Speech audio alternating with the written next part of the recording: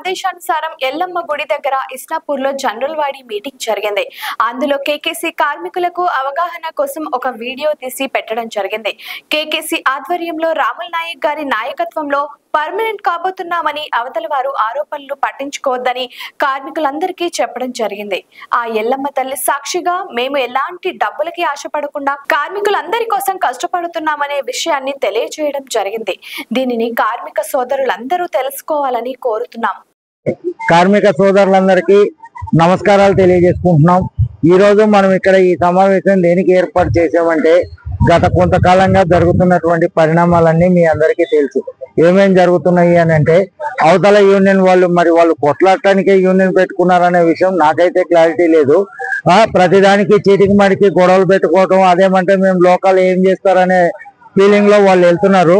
ఇప్పుడు వ్యక్తిగతంగా చూసుకోవాలనుకుంటే అనేక రకాలుగా ఉంటాయి. కానీ ఇక్కడ వ్యక్తిగత విషయాల జోలికి మేము పోదలుచుకోవట్లేదు.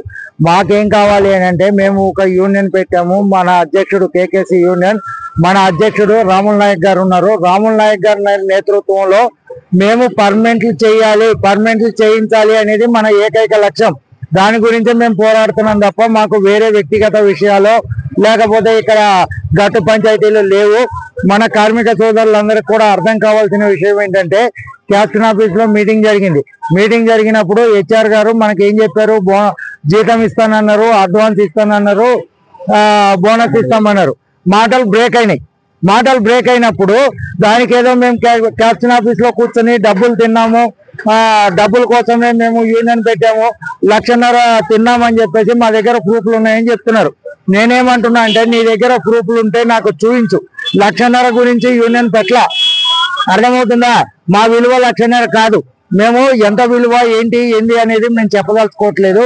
దయచేసి చెప్పేది ఏంటంటే మీ పని ఏదో మీరు చేసుకోండి, నాకు ఎలాంటి అభ్యంతరం లేదు. మీ పని మీరు చేసుకోండి. కూడదని మీరు కనుక గొడవ పెట్టాలనుకుంటే దేనికైనా మేము తయారుగానే ఉంటాం. కానీ ఇది వ్యక్తిగత పంచాయతీ కాదు. మంచి జరిగేటప్పుడు చెడగొట్టడానికి ఎంతో మంది ఉంటారు. ఒక 500 మందికి భోజనం వండినప్పుడు ఒక చిన్న విషపు చుక్క చాలు అందరినీ హాస్పిటల్ పాలు చేయడానికి. అలాగా ఈ CI2 నాయకులు దాపరించారు. నా అనుభవాలు చెప్పాలంటే చాలా ఉన్నాయి. నేను వేరే కంపెనీలో చేసినప్పుడు కూడా మనము నాశనం కావడానికి కారణమే ఈ CI2 నాయకులు. కాబట్టి అలాంటి విషయాలని నేను జాగ్రత్తగా హ్యాండిల్ చేస్తూ మనం ఏంటంటే వ్యక్తిగతంగా నేను ఏ విషయాన్ని పోదలుచుకోవట్లేదు.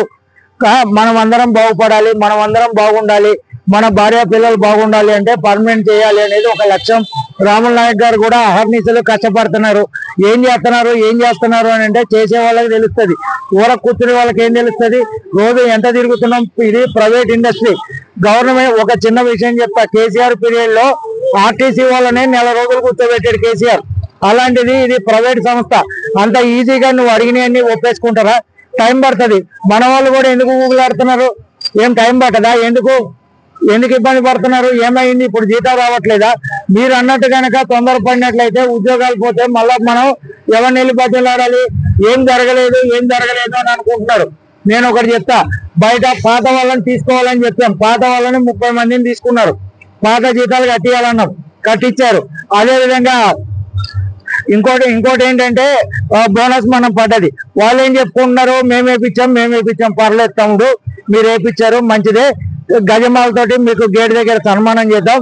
కానీ ఆ బోనస్ పడని వాళ్ళకి, కొంతమంది బాధపడే వాళ్ళకి వాళ్ళ బాధలు కూడా తీరిస్తే నా సొంత డబ్బులు పెట్టి ఒక క్రేన్ తోటి గజమాలు తెచ్చి మీకు వేసి కాలు కడిగి నెత్తి మీద చల్లుకుంటాను. నాకేం పార్టీ ఫీలింగ్ లేవు. ఇక్కడ వ్యక్తిగత పంచాయతీలు నాకేం లేవు. చేసినట్టు చెప్పుకోవాలి.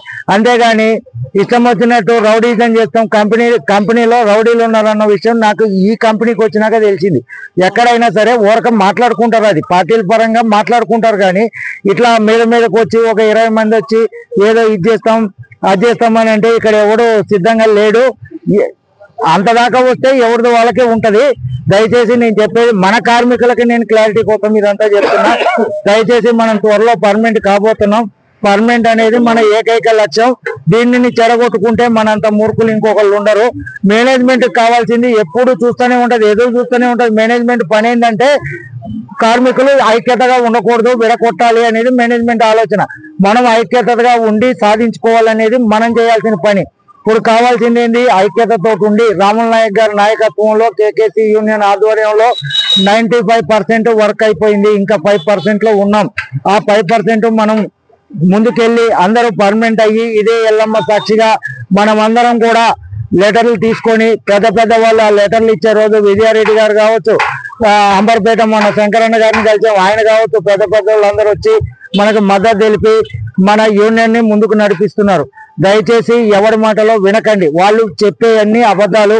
సరే, అది మీరు నమ్మాలి, నేను చెప్పడం కాదు. నేను ఒక లీడర్ గా వాళ్ళు చెప్పే అబద్ధాలని నేనంటాను, వాళ్ళు మాట్లాడే అబద్ధాలను అట్లా కాదు. మీరు నమ్మి పర్మనెంట్ అయ్యే దిశగా పర్మనెంట్ ఆల్రెడీ మనకి దగ్గరకు వచ్చింది. పర్మనెంట్ అవుతున్నాం. కంపెనీ కూడా మనం సహకరించడం వల్ల ఆడిట్ పాస్ అయింది. అంతకుముందు ఎన్ని ఆడిట్లు జరిగినా మనం మేనేజ్మెంట్ డౌన్ అన్నాం. కానీ ఇప్పుడు అలా కాకుండా మనం సహకరించడం వల్ల ఆడిట్ పాస్ అయింది. కంపెనీ ఉంటేనే మనం ఉన్నాం. కొన్ని విషయాలలో హెచ్చు తగ్గులు అనేవి ఉండాలి, పట్టు విడుపులు అనేవి ఉండాలి. అలా లేకుండా మనం ఒకటే తీరుగా వెళ్తాము అని అంటే కూడా ఇది సాధ్యపడదు. కాబట్టి కార్మిక సోదరులందరికీ నేను తెలియజేసుకునేది ఒకటే, మనం ఏకతాటి పైన ఉందాం. రాముల నాయక్ గారి నాయకత్వంలో విజయం సాధిద్దాం. పర్మనెంట్ అవుదాం. పర్మనెంట్ అయిన తర్వాత మనం ఏందో చూపిద్దాం. మౌనమే అర్ధాంగీకారం. కొన్ని విషయాల్లో కాదని చిల్లర పనులు చేసి చిల్లరగా గొడవ పెట్టుకోవడం వల్ల అక్కడ సాధించేదంటూ ఏమీ ఉండదు. దయచేసి ఈ విషయాన్ని గుర్తుపెట్టుకోవాలని కార్మిక సోదరులందరికీ తెలియజేసుకుంటూ జై కేకేసి, జై కేకేసి. రాముల నాయక్ గారి నాయకత్వం వర్ధిల్లాలి, విజయారెడ్డి గారి నాయకత్వం వర్ధిల్లాలి. మన అందరి కుటుంబాలు బాగుండాలి. ఇదే నా యొక్క అభిప్రాయం. లైక్ చేయండి, షేర్ చేయండి, సబ్స్క్రైబ్ చేయండి. మరిన్ని వీడియోల కోసం బెల్ సింబల్ పై క్లిక్ చేయండి.